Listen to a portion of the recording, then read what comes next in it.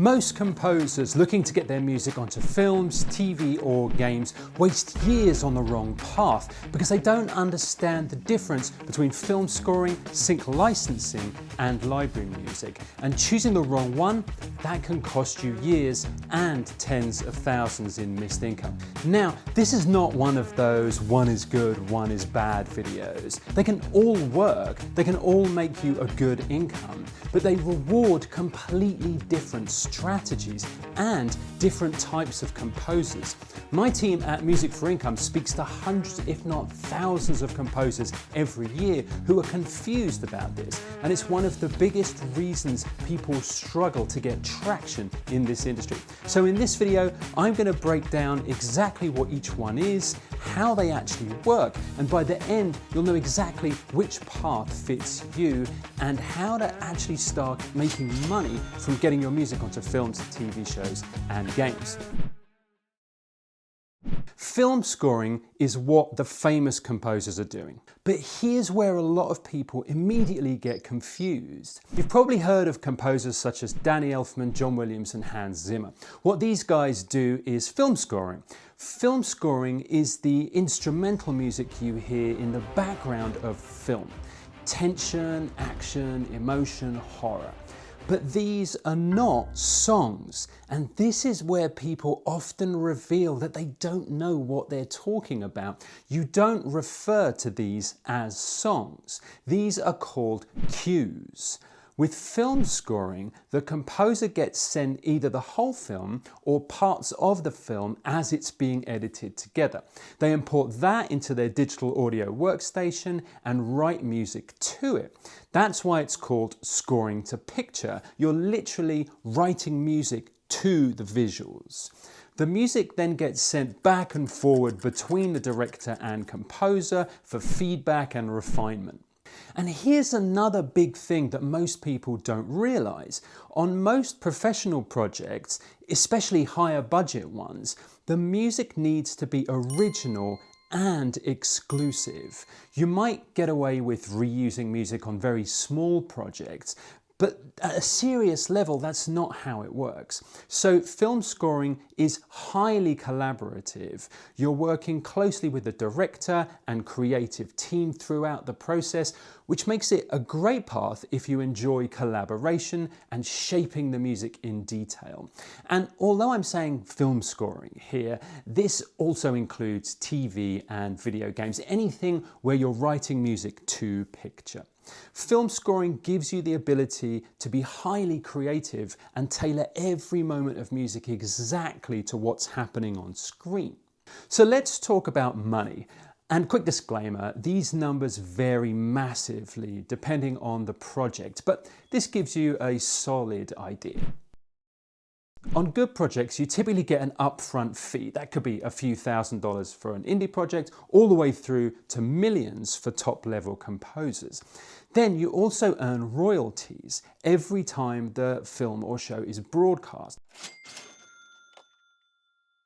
You get paid through a performing rights organization. For example, if a network pays $5 per 30 seconds of music and you've written 30 minutes of music, that adds up to $300 every time it airs on that network.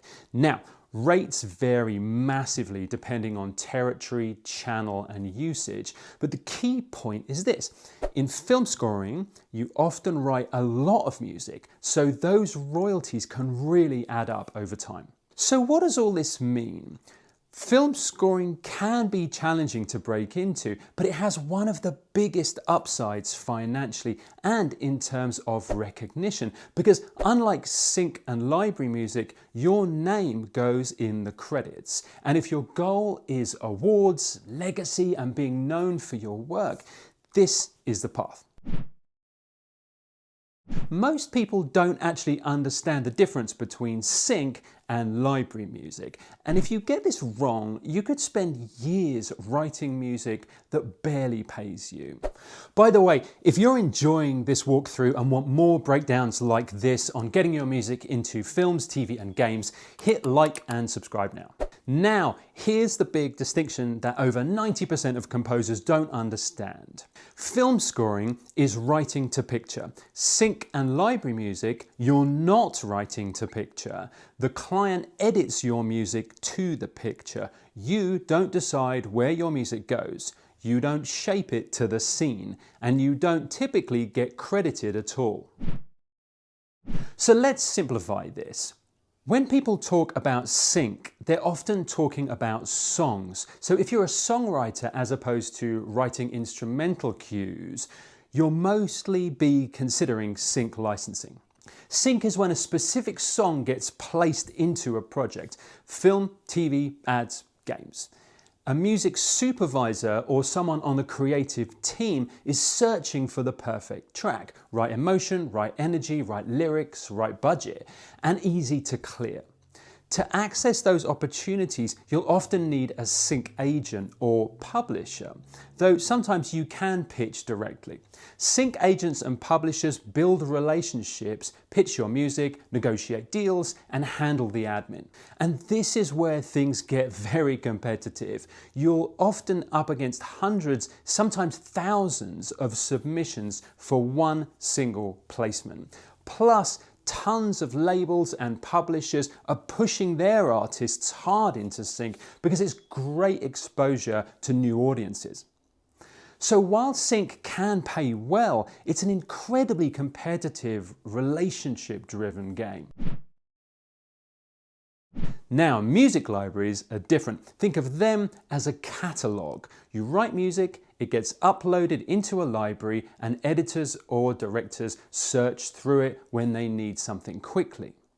The big advantage, the music is pre-cleared, so clients can use it instantly without negotiating. Some higher-end libraries may pay their composers upfront fees, but many operate primarily on back-end royalties. And here's the part most people completely miss. Library music is a volume game. You write a lot of music, get it into strong libraries, and over time it gets used across multiple projects, and those tracks can get used over and over again. So how does the money compare? At the very top end, major brands licensing songs can pay huge fees, sometimes $1 million plus for a single campaign. But, and this is important, 99.99% of composers won't see numbers anywhere near those. Most sync deals are much, much smaller, some a few hundred, some a few thousand, if you get your tracks successfully through the selection process. You get royalties if the project is broadcast, but if the placement is for a commercial or single TV episode, these will tail off after that project is no longer broadcast.